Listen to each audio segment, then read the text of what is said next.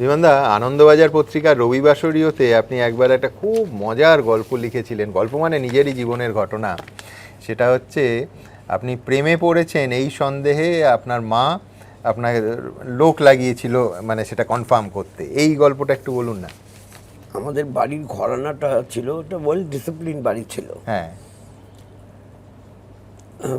মতাদর্শে আমার মতাদর্শের সঙ্গে সম্পর্কযুক্ত না। তারা ভিন্ন ধাঁচের জীবনযাপন করতে চায়, করুক।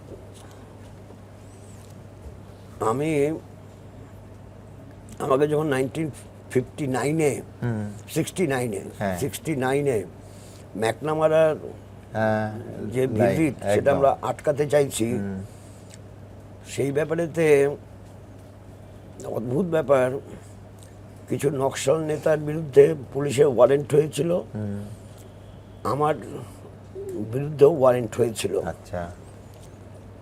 এখন ওয়ারেন্ট যখন যেদিন গ্রেপ্তার করতে হয়েছেন, তো অবজারভেশন করে, তো আমি ধরে ফেলেছি।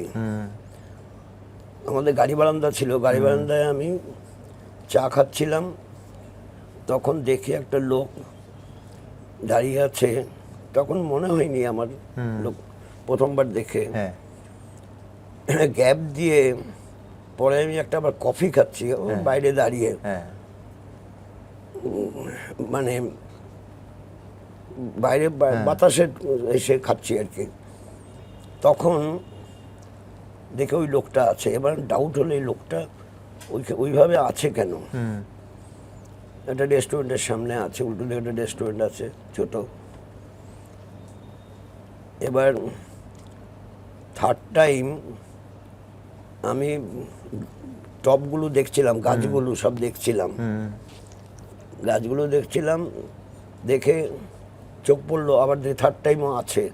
এবার আমি নিজে গাড়ি বারান্দার নিচে থেকে বৌদিকে ডেকে বললাম, দেখো তো তুমি একটা লোককে দেখতে পাচ্ছ কি না। বললো, পানের দোকানের সামনে একটা লোক আছে। চেহারাটা কি? পরনে বলে একটা জামা পরা আছে, তোমার মতো পাঞ্জাবি না, জামা আর ধুতি পরা আছে, হাতে একটা ছাতা আছে। এবার আমি কনফার্ম হয়ে গেলাম, একে পোস্ট করা হয়েছে। এখন ন্যাচারালি রাত্রিবেলা বাড়ি ফিরলাম না, একবারে ফান্ড রোডে একটা বাড়িতে চলে গেলাম। বড়লোকের বাড়ি, কেমিক্যালের ব্যবসা করে, কিন্তু গেস্ট রুম আছে আমি জানি। আমি বেল টিপেছি, আজকে আমি আপনাদের গেস্ট হব, মানে ফোনও আছে, সুবিধা আছে। তা সেখানে আমি চলে গেলাম। সকালবেলা উঠে দোতলায় মুখার্জি বাড়িতে ফোন করলাম যে মাকে ডেকে দেওয়ার জন্য। আর সে মেয়েটা ধরেছে, মানে বিমানদা কালকে আপনাকে গ্রেপ্তার করতে এসেছিল। মানে লোকজন সবাই জেনে গেছে আর কি। এইটা নিয়ে কথা হয়েছে বাড়িতে, যে ও তো আমার সামনে কিছু বলে দাদারা, বারবার পুলিশের রেইড হচ্ছে, আগেও রেইড হয়েছে, পুলিশের রেইড হচ্ছে। ব্যবসা করে দেখে ভাবছে যে লোকে কি মনে করবে, তোমাদের মাথা ব্যথা কিছু, তোমাদের জন্য তো পুলিশ আসছে না, পুলিশ আসছে আমার জন্য। মা আমার রিপোর্টার এই ব্যাপারেতে, মা বলে দিয়েছেন আমাকে, সবটাই বলেছেন।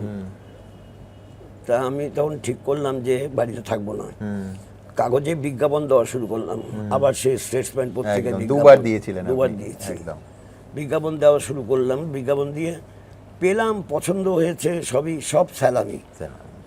আর আমাকে সুন্দরায় বলেছেন, আমাকে সেন্ট্রাল কমিটির কাজের জন্য নিয়ে নিচ্ছে।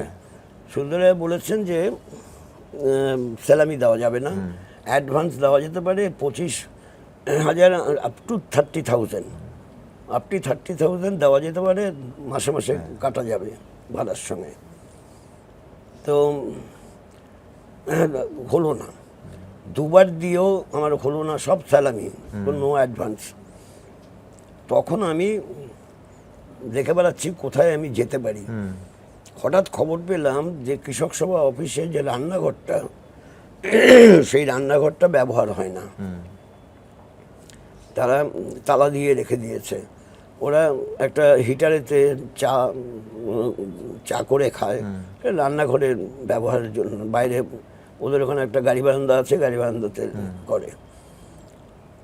তা আমি খবর পাওয়ার পরে শুনলাম যে লক্ষ্মী সেন উনি নাকি ওটা বুক করেছেন, তালা দিয়ে গেছিলেন, তালা দিয়ে রেখেছেন। তো আমি বললাম যে তালা লক্ষ্মীদা থাকবেন কি করে, তার তো এটা অফিস, তো এটা কোনো পুরুষ মানুষ থাকতে পারে, কিন্তু লক্ষ্মীদা বিবাহিত, ছেলে মেয়ে আছে, কি করে থাকবে লক্ষ্মীদা?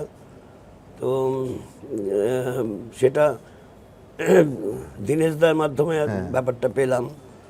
তো তারপর প্রমোদদাকে বললাম, প্রমোদদা বললেন যে লক্ষ্মীদা শুনেই, থ্যাঙ্কস টু লক্ষ্মী সেন, লক্ষ্মীদা শুনেই যে বিমান থাকবে, আমি রাখবো, আটকে রাখবো কেন, চাবিটা নিয়ে নাও, চাবিটা দিয়ে দিল।